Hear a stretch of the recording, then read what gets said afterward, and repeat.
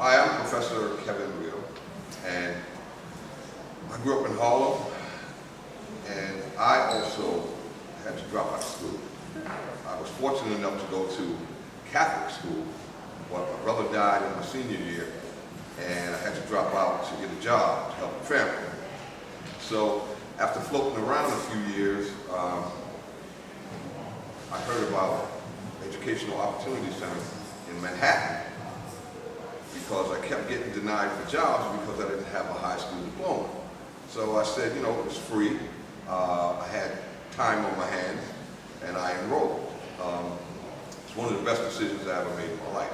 I wound up getting my GED from there, and a few doors opened that allowed me to work in places like insurance firms and radio stations and TV stations and things like that. And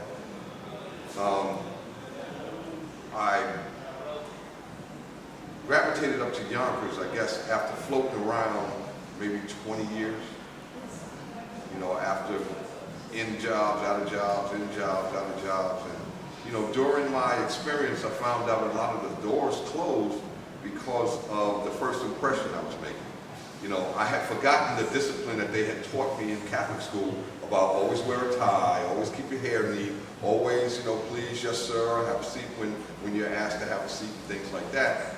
And, you know, a lot of doors closed. So I wound up in Yonkers, and for a few years worked, you know, not too prestigious places, but they were jobs. And I said, you know, I'm not getting anywhere without an education. So I heard about EOC once again. So I wound up going to EOC Yonkers and took a computer class, computer operating systems, and learned how to, you know, do Word and Excel and PowerPoint and things like that. So a few doors started opening for me now that I had computer skills. So I worked in the nonprofit arena for a few years, which I can say I really liked. I had the pleasure and opportunity of working with both Dr. Richburg and Reverend Richburg, and I saw that I wasn't getting anywhere without an education. So I took the advice of Dr. Richburg and followed him into the College of New Rochelle, where I got my bachelor's, and I also continued on to get my master's in communications. So after graduating from EOC, where I was the student speaker that year, they asked me to come back 11 years later as the alum speaker. So I came back, and, you know, I worked a few places, and, you know, I interviewed a few places, and because I wanted to keep my, even though I felt secure in the job that I wanted to keep my interviewing skills kind of fresh. Because if you don't interview, like, after a few years, you feel like you lose something. So I always, you know, wanted to wear a tie every day. I always wanted to dress like with a blazer and some pants, because they said you don't get a second opportunity to make a first impression.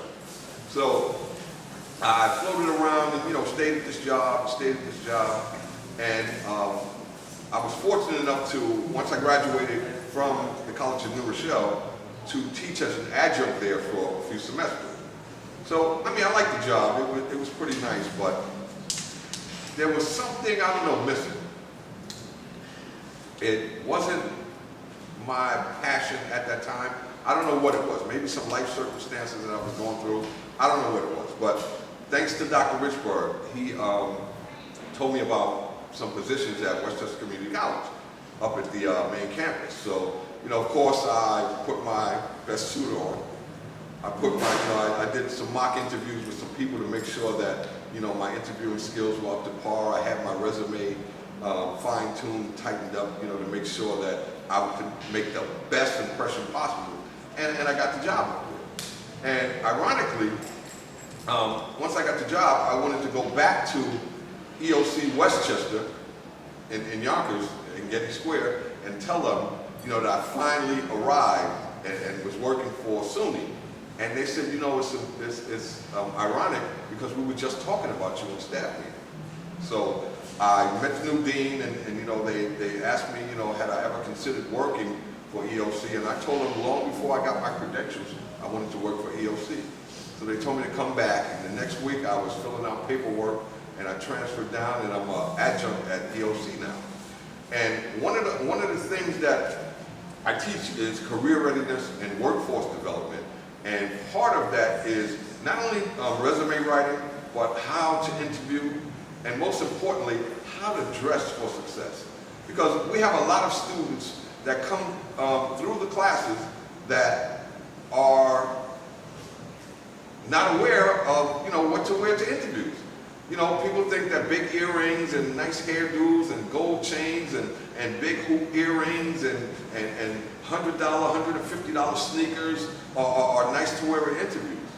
I mean, employers, in my experience, will grant you the interview, but believe me, they're taking mental notes.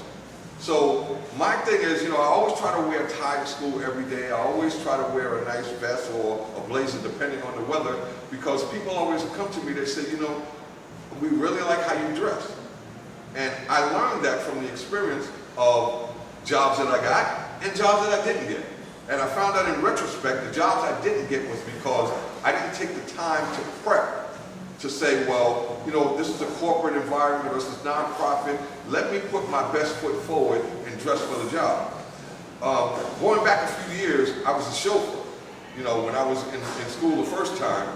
And one of the things I learned about dressing for success is people always watch you.